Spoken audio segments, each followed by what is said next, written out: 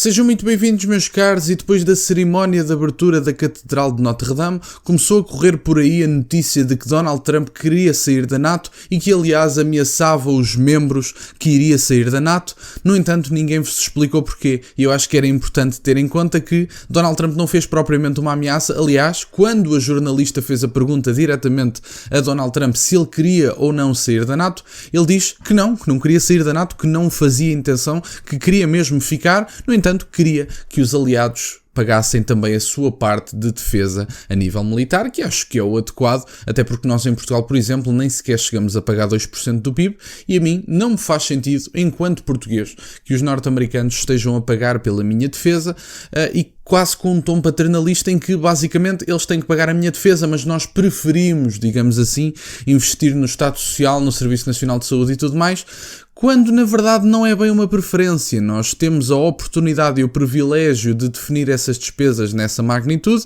precisamente porque alguém paga pela nossa defesa, nomeadamente os norte-americanos. Não faz qualquer tipo de sentido. E portanto, vamos então ver esta notícia, perceber exatamente o que é que foi dito, porque Donald Trump não disse que queria sair da NATO ou que o ia fazer, disse apenas que, meus caros, vocês têm que investir, senão, sim, eu aí sairei. Vamos então ver, meus caros, onde é dito: Trump apela ao cessar-fogo imediato na Ucrânia e sugere repensar o papel dos Estados Unidos na NATO. Aliás, eu até vejo nestas declarações de Donald Trump uma oportunidade para o retorno aos Estados-membros de alguma soberania. Porque ser Donald Trump ou Joe Biden ou qualquer presidente norte-americano a sustentar a nossa defesa, eu acho que é uma coisa de quem não quer ser independente e, portanto, eu gostaria de ser independente o mais soberano possível. As declarações de Trump, incluindo a sua intenção de reduzir a ajuda militar dos Estados Unidos à Ucrânia e de reconsiderar a sua adesão à NATO, suscitaram preocupações entre os aliados e os especialistas em segurança. O presidente eleito dos Estados Unidos da América, Donald Trump, apelou ao homólogo russo Vladimir Putin para possibilitar um cessar-fogo imediato na Ucrânia, descrevendo a medida como parte dos seus esforços ativos como chefe de Estado eleito para acabar com o conflito, apesar de estar a semanas de assumir o cargo. Zelensky e a Ucrânia gostariam de fazer um acordo e acabar com a loucura, escreveu Trump na rede social que fundou o Truth Social. Numa entrevista televisiva transmitida no domingo, Trump sugeriu que poderia reduzir a ajuda militar à Ucrânia e até reconsiderar a adesão dos Estados Unidos à NATO. Estas observações alarmaram a Ucrânia, os aliados da NATO e os especialistas da Segurança Nacional dos Estados Unidos da América. Quando lhe perguntaram no programa se já estava a trabalhar ativamente para pôr fim à guerra de Moscovo na Ucrânia, que durará quase 3 anos, Trump confirmou: estou. Portanto, eu tinha-vos dito há umas semanas atrás, há um mês, talvez até já tenham passado 1 ou 2 meses, acho que não, talvez um mês. Eu tinha-vos dito que Donald Trump tinha dito que com 24 horas de mandato que colocava fim à guerra. O que me parece é que Donald Trump, para cumprir esta promessa, pode agora trabalhar até à sua tomada de posse por uma solução de paz e, quando chegar o primeiro dia do seu mandato, anunciar o fim da guerra da Rússia com a Ucrânia. E portanto, não sei se é isto, mas que a intenção parece em certa medida ser essa, parece. E portanto, espero sinceramente que Donald Trump consiga este acordo e coloque fim à guerra, até porque ele neste momento, no meu entender, da mesma forma que nós estamos muito satisfeitos com o poder que foi conferido aos republicanos, mais especificamente a Donald Trump e à equipa escolhida por si, também temos que cobrar, e efetivamente temos que cobrar pelo menos os norte-americanos, não é? Nós europeus, que nós não votamos nos Estados Unidos da América. Mas efetivamente eu acho que nós à direita, digamos assim, agora também temos que cobrar, porque Donald Trump tem aqui uma janela de 2 anos, que é uma oportunidade histórica, uma coisa inacreditável, e que, inacreditável no sentido positivo, e portanto agora tem que haver a atividade de Donald Trump, tem que haver as deportações que ele falou, tem que haver o florescer da economia e tem que haver o cessar-fogo. Se Donald Trump conseguir cumprir estas 3 promessas, as deportações e a regularização da situação da imigração, o florescer da economia e o fim da guerra, já valeu a pena o mandato. Só pelo fim da guerra já valeu a pena o mandato. Portanto, eu acho que efetivamente é boa ideia, é uma guerra sem sentido, e eu acho que efetivamente se há alguém que consegue colocar fim à guerra, que o faça. E a China também não me parece estar numa situação que deseje guerra, por uma simples razão. A China anunciou um dos piores anos de crescimento económico das últimas 3 décadas.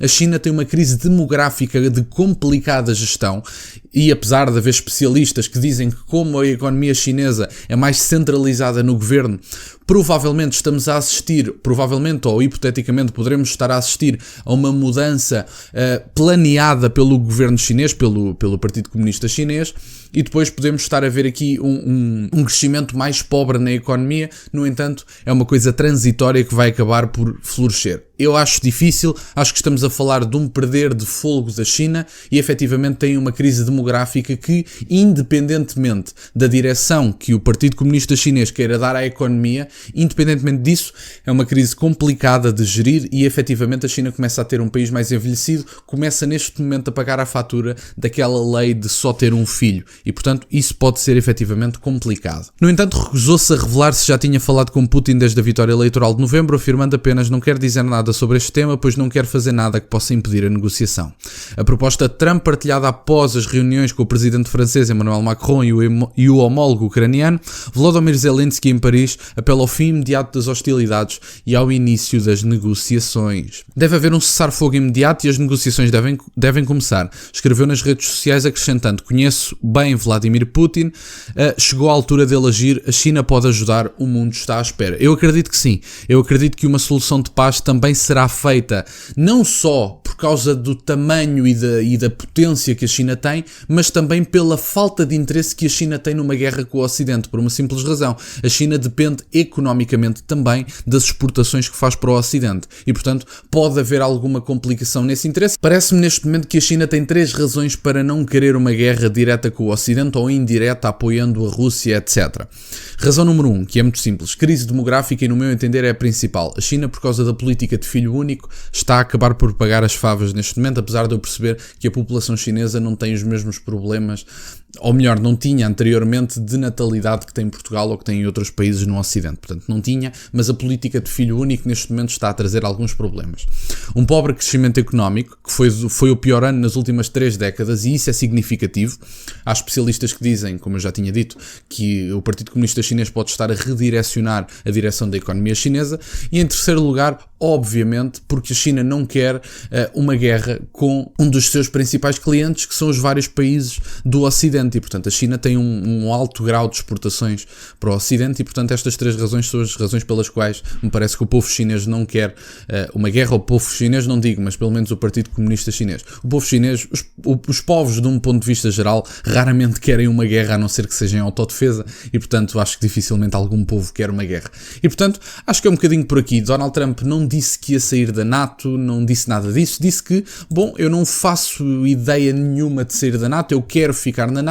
No entanto, meus amigos, paguem a vossa defesa que eu não sou vosso pai. Isto traduzindo a conversa, portanto, Donald Trump não vai sair da NATO, até porque os países da NATO não têm interesse nenhum em que os Estados Unidos saiam, porque se os Estados Unidos saem, a NATO acaba, basicamente. O poderio militar a nível europeu é praticamente nulo. Quer dizer, salvo raras exceções, salvo a Alemanha, por exemplo, e a França, se não me falha a memória. Salvo estes 2 países, quer dizer, Portugal não vai ser Portugal que vai contribuir com força militar, não vai ser a Espanha, portanto temos pouco exército ou pouco poderio militar comparativamente, por exemplo, à Rússia ou à China. Portanto, se os Estados Unidos saem da NATO, a NATO desmorona-se por completo, não tem qualquer tipo de probabilidade de ficar em bons lençóis.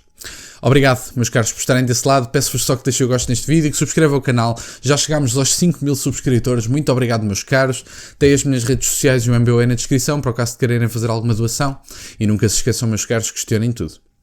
Até à próxima.